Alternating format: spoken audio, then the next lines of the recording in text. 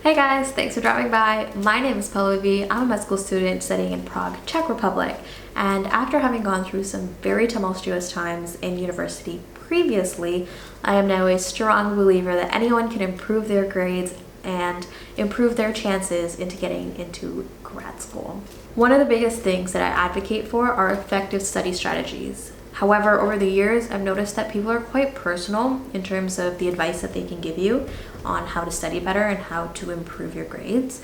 So I've really struggled to find like a database or like a proper list on study strategies that I could try out to see if they would work for me for specific courses or specific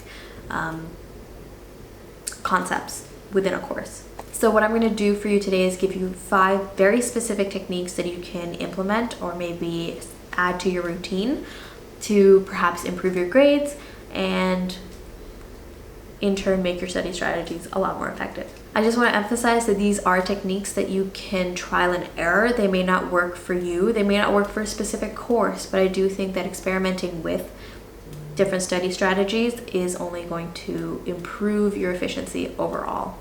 The first thing I want to talk about is taking notes in lectures. Oftentimes, what I got stuck with in university was writing down word for word, or pretty much word for word, exactly what was on the presentation in front of me while the professor was talking. And I knew that I would be getting access to the presentation, but I still wanted to write it all down for some reason. I think it was like a safety, like a coping mechanism for me, because I was so anxious about knowing absolutely everything that the professor mentioned and making sure it was all in one place. So one thing that I've learned instead is that you're going to get access to this presentation anyway.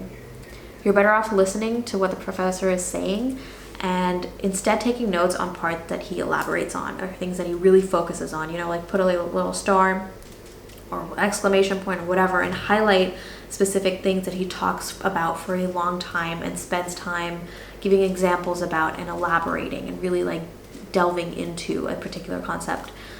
That's something that you can add to your complete notes if you want to make a complete set of notes. And it's the stuff that you are more likely to be tested on. And it's going to give you an idea of the kind of questions that you're going to be getting as well, instead of just taking it on face value based on the presentation. I hope that made sense. Basically what I'm saying is take notes on the stuff that the professor talks about that might not be in the presentation, because that's going to be stuff that helps you understand the lecture and the material a lot better.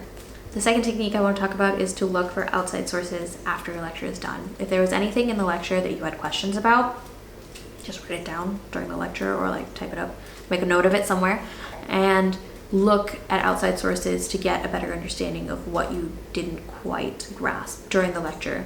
So for me, I usually use YouTube videos where somebody else explains it one more time. Or I really like going through the textbook that the professor has assigned if the book is good.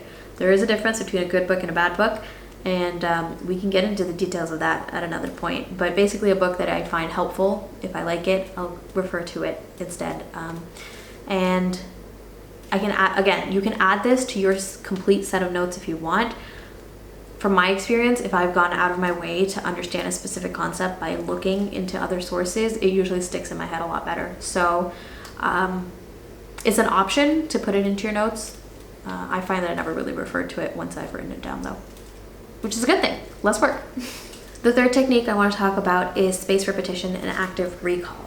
Spaced repetition is the act of reviewing information just before you forget it, and the intervals between each review increase as you are able to retain the information for longer periods of time. Eventually, there's going to come a point where you just have that information in your memory for the long term. When coupled with active recall, this technique can be amazing for memorization. Sorry about that, guys. My battery totally died, so things might look a little bit different. It's a different time of day. My bad. So my fourth technique is to use Pomodoro, especially when you don't feel like studying. Pomodoro is a method where you have a period of time called an interval where you have your studying or your work period followed by a smaller break period. Usually, I think the intervals are 25 minutes of work and 5 minutes of break, but that can vary as well. There are multiple variations of that sort of setup. The purpose of Pomodoro is to break up your tasks so that one particular subtask will be done within 25 minutes.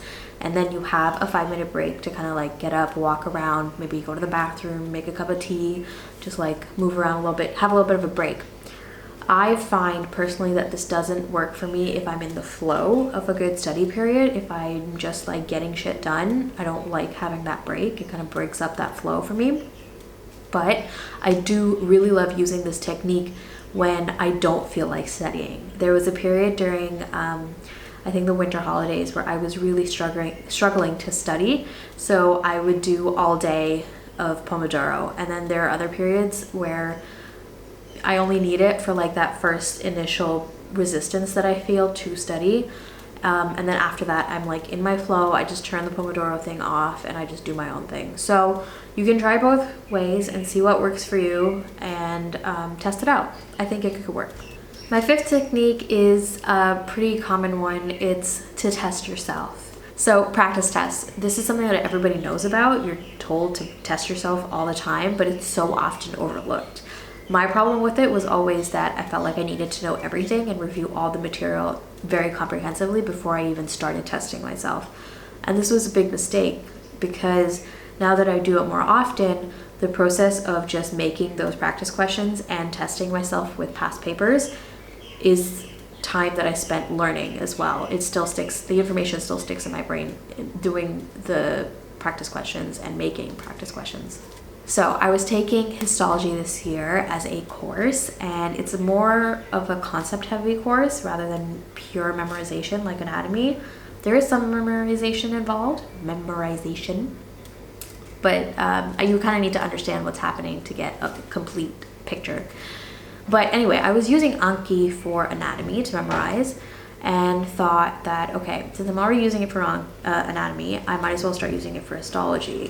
What I did was I watched the lectures and I read the book if I needed to, or watched some outside videos on YouTube if I needed to understand the concepts. Once I understood what was going on, I put my practice questions into Anki, and that worked like a charm. I did them all year, and what ended up happening was that I didn't have to do any kind of like focused study for the final. I just continued with like, you know, the practice questions that I'd had in my deck already, and I still passed with like an A at the end of it, which was, so it works is all I'm telling you. All right, okay, so these are my 5 tips for today. I hope they helped. I'm thinking of making more videos like this where I just like talk more about different type of study methods that I try out, because there are so many to try out, and I do like experimenting a little bit with my study techniques. So let me know if that's something that you're interested in, like if you enjoyed this video and found it helpful, and then subscribe for more med school and like study motivation content, because I will be coming back with many more. All right guys, thanks for watching. I will see you in the next one. Bye.